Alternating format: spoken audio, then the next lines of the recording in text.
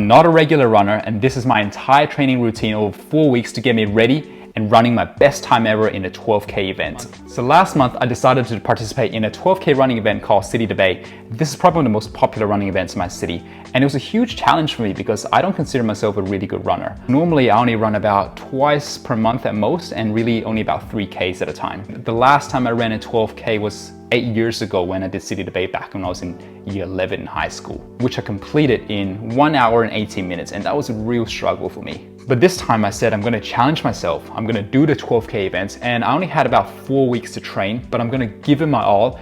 And I also gave myself a goal to try to hit a sub 60-minute 12K. So this is exactly what I did over the 4 weeks. Firstly, I need to find out what my baseline fitness was. So normally I do strength training about 4 days a week with a push-pull legs and a whole body split.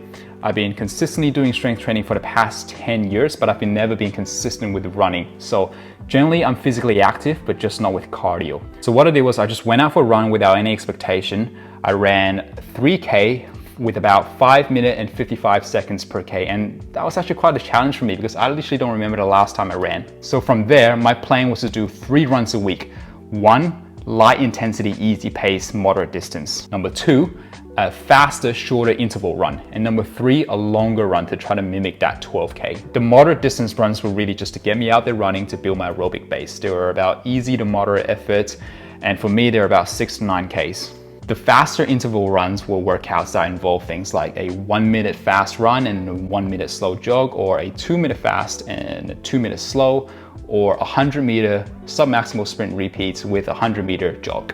And the point of those was just to build some power and some speed. I did those workouts on treadmills or parks, and the total distance for those workouts lasted anywhere from like 3 to 5 kilometers. And then lastly, the long runs were just my attempt to try to hit a 12K run. I didn't know whether I could finish a 12K run at a time, but I'm just gonna give it my best shot. And because I'm running 3 days a week, I didn't think I had enough time to fit in 4 strengthening session workouts in, so I dialed it back to 2 with 1 upper body and 1 lower body session.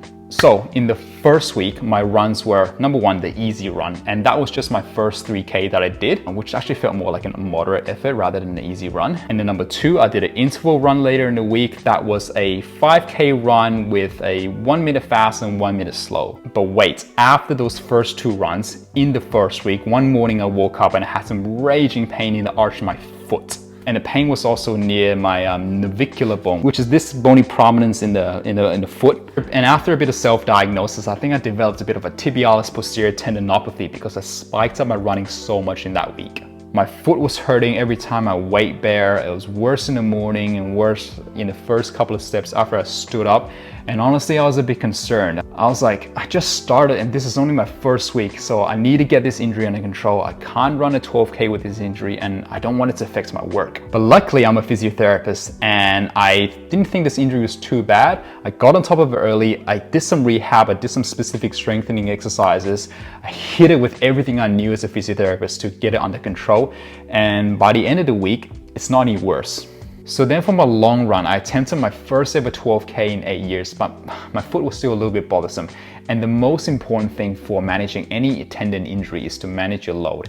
And that means controlling how much you're using that injured body part. So you want to exercises to get it to desensitize and heal and strengthen, but you don't want to use it so much that you flare it up and you make it worse. So I thought I'd listen to my own advice and I stopped the run at 8 kilometers instead of 12. To just not push it too much. And to be honest, 8 kilometers actually felt pretty damn hard already for me. My time for that 8K was 51 minutes with an average pace of 6 minutes and 20 seconds per K, which is obviously well off my target of 5 minutes per K for that sub 60. So I had a lot of work to do, but I'm glad my foot's not worse.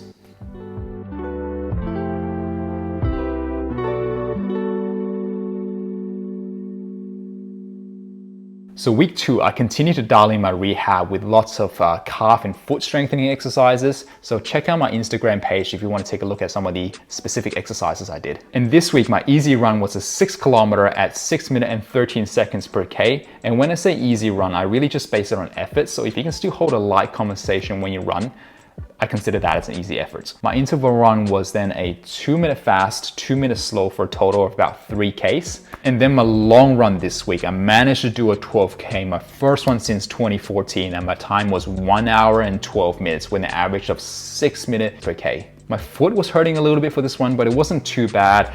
I feel like I gave it my all for this run, and I'm glad that I could actually finish the whole 12K. My time wasn't actually as bad as I thought it was, but it was over a minute slower than my target, so I still had a while to go. My strengthening sessions were still twice per week.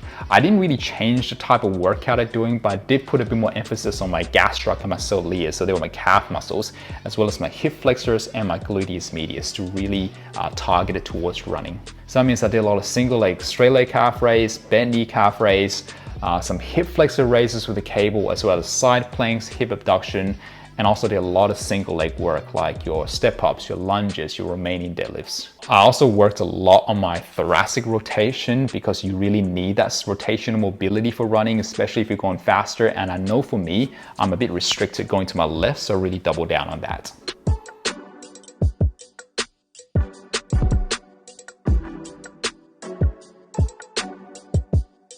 Week 3 was quite similar. My easy pace was a 7K. I really tried to make it a bit slow because I think I was still going a bit too fast in my previous ones. And my interval runs are quite similar, done on the treadmill.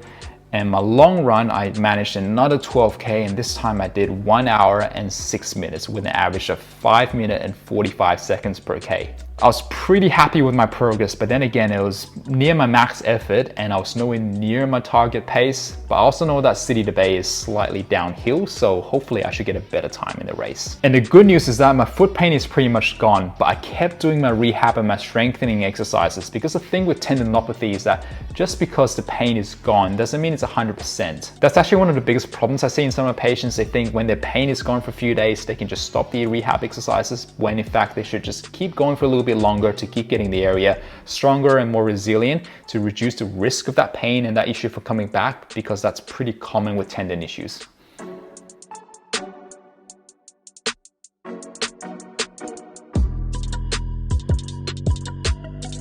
And week 4, final week, so pretty similar, easy pace, but I bumped it up to about a 9K, and I then again slowed it right back down as well to make it really easy efforts. And then my fast interval run was about 100-meter repeats, sub-maximal sprint, and then jogging back for 100 meters.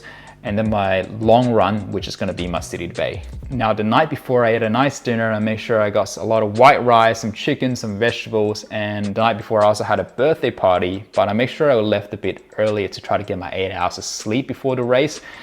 But for whatever reason, maybe nervousness or something, I couldn't get to sleep till like 2 a.m. and I had to wake up 6 a.m. the next morning, which I was a bit annoyed about, but it is what it is. I just have to rock up, do my best, and then I can take a nap afterwards. So City to Bay time, my girlfriend dropped me off. I got there nice and early. I did my warm-ups, and I was off to a good start. And for the first few Ks, I was running pretty well, and I looked at my watch and I was averaging about 5 minutes and 15 seconds per K, which I was pleasantly surprised about because it didn't feel too hard at the time.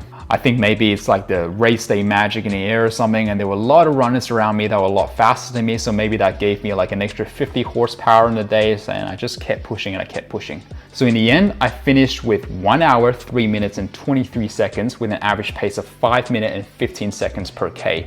I didn't quite get my goal of sub 60, but I was really glad with how much I improved over the 4 weeks of dedicated training and how well my injury has recovered as well. And honestly, after these 4 weeks, I really enjoyed running now, and I plan to keep doing it from here on. I also signed up for my next running event, which is a 10K in November, and I also plan to keep pushing and trying to hit that sub 60 12K.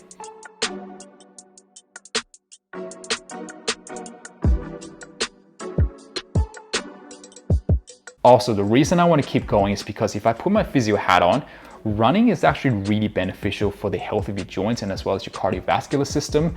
Some studies actually show that runners on average have lower prevalence of osteoarthritis in the knees compared to non-runners. So I know it's good for me, and it's something that I should implement for the rest of my life. But more important, the reason I sign up is because I want to be a better runner. It's something that I just want to be better at because I love fitness and I always try to improve myself physically and mentally. I've been consistently doing strength training for the past 10 years, and I just want to keep challenging and improving myself and something, so I picked running.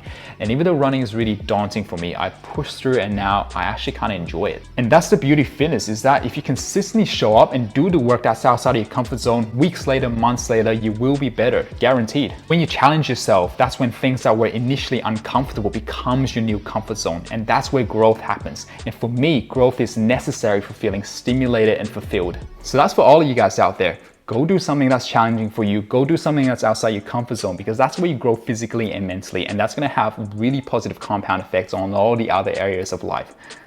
Let's get after it. All right, that's it. So if you guys have any questions, leave me a comment down below. If you guys found this video valuable, if you learned something from it, smash the like button and hit subscribe. I'll see you in the next one.